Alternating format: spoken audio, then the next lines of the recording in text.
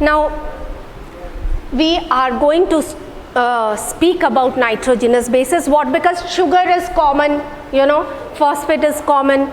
So what is going to make a DNA very specific? Is it all right? All DNAs are different from each other.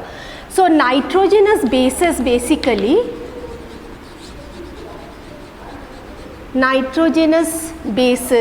are basically of 4 types. They are the adenine, the guanine, the cytosine, and the thymine. Again, here you have to take care of this spelling, because thymine, if you are writing thiamine, that makes vitamin B. The meaning changes totally, completely the meaning changes. Take care of, while you are writing thiamine, you have to be very careful about the spelling. So we denote adenine as A, guanine as G, cytosine as C, okay, and thymine as T. Thymine as T. Is it clear?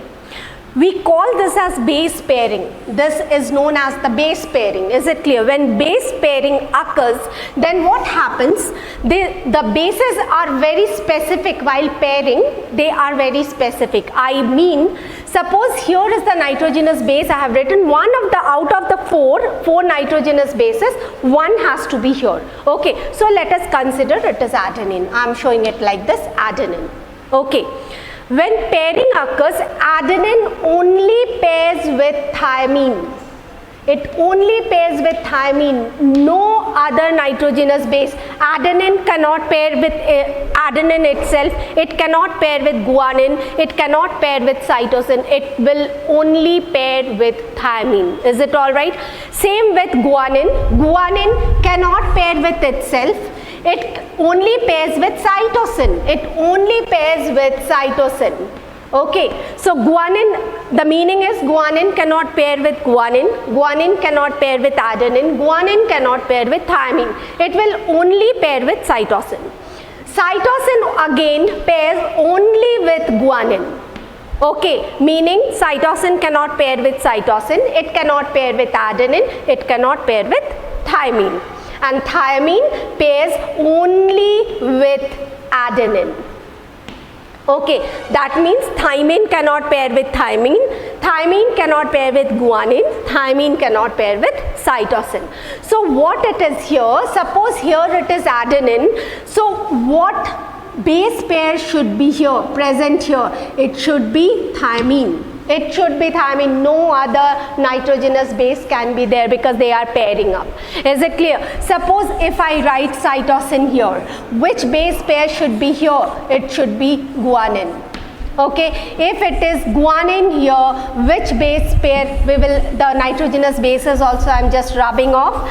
If it is guanine here, which base pair should be here? Cytosine. Again, if it is thymine here, which base pair should be here? It should be adenine. Again, here suppose again a base can be repeated, there is no problem, repetition can occur. Again thymine, is it clear? Adenine. It depends on every DNA, this base pairing, the sequence of bases are very, very specific. Is it clear? So, and it is not that after adenine cytosine has to come, or after cytosine guanine has to come. They can be in any form. Is it clear? The pairing comes in any form, but the thing is,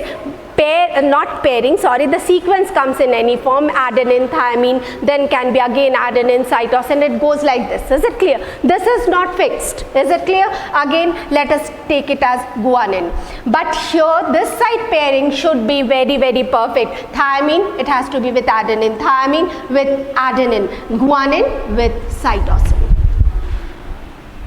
Now, I spoke about hydrogen bonds. They are connected by hydrogen bonds. They are held together by hydrogen bonds. Between A and T, adenine and thymine, there is a double bond. And between C and G, there is a triple bond. Again, between G and C there is a triple bond, that triple hydrogen bond, and between T and A there is double bond. Is it clear?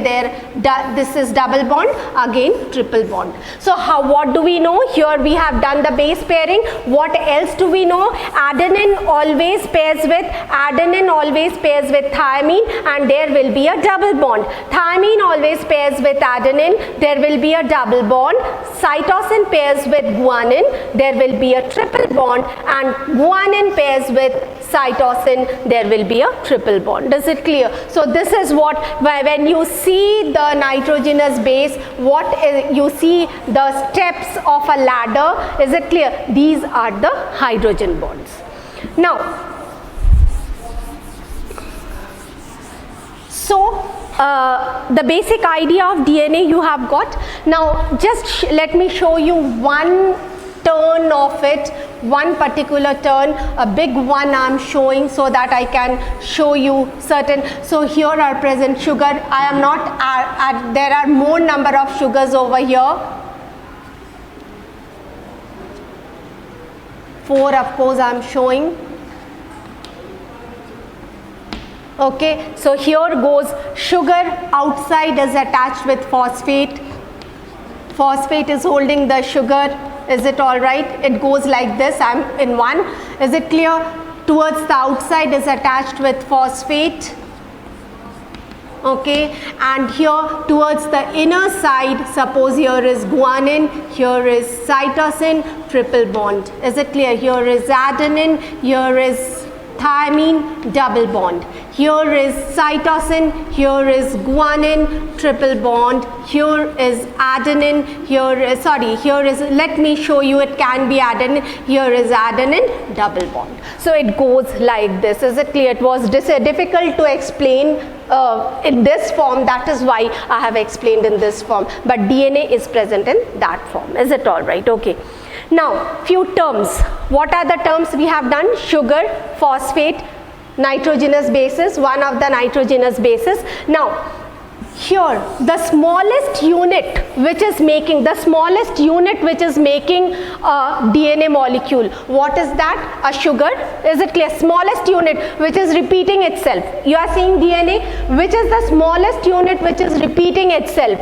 There is a sugar, there is a nitrogenous base, and there is a phosphate. Nitrogenous base and there is a phosphate. Sugar, or we go like this: a nitrogenous base, a sugar, and a phosphate. Is it? Nitrogenous base, sugar, phosphate. Again a nitrogenous base, sugar, phosphate. So this is the smallest unit. And the smallest unit of DNA is known as the nucleotide. These terms should be known. Nucleotide, that is why DNA is also known as the polynucleotide chain. What is the meaning of polynucleotide chain? The chain is made up of poly means many nucleotides. Is it clear? They are many. So here are the smallest unit. This is nucleotide, is the smallest unit of DNA.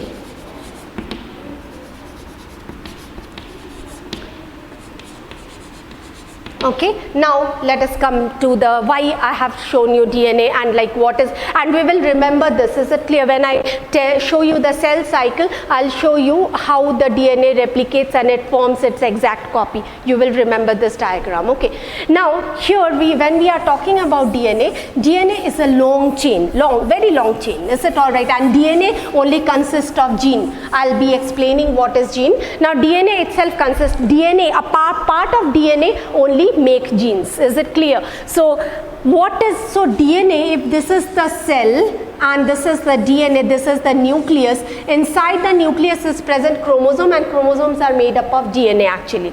And DNA is such a long chain that if they are present like that only, they will easily come out of the cell. Is it? It's such a long. So they need to be like condensed. Condensation is required. Is it clear? Okay, so what makes the DNA condensed? Achha, one more thing I will like to say. Eukaryotes have DNA with open ends. This you have done in class 9. I'm just repeating. We call this as linear DNA with open ends. Whereas the prokaryotics have DNA with closed ends. We call this as circular DNA. These are prokaryotes. These are eukaryotes. We are eukaryotes. Is it clear? Okay, so here it goes. Now eukaryotic DNA is very long. Is it clear? So they need to be condensed. So how do they condense? There are some protein, we call them as histone proteins. Is it clear? There is a core of 8 histone proteins. They are not the part of DNA. They only help the DNA to coil. So suppose this is the core of 8 histone proteins. The DNA get wrapped around it. Is it clear? It is something like, suppose this is the DNA strand. Is it clear? And these are the core proteins. Is it clear? I'm just showing it like this. They get wrapped around this. 1 or 2 turns and then it goes further. Again there are the proteins, they get wrapped around it. Again protein wrapping around. So by wrapping around, what is happening? The length of DNA is reducing. Is it clear? Okay, so it reduces. So this wrapping around, by wrapping around repeatedly at regular intervals, the length of DNA gets reduced. Is it clear? And the DNA starts looking like a thin thread like structure which can easily accommodate. The DNA now starts looking like a thin thread like structure which can easily accommodate itself inside the nucleus. Is it clear? So what has happened? A long chain of DNA is worn around the histone protein, has taken turns around histone protein, and the length of it has reduced.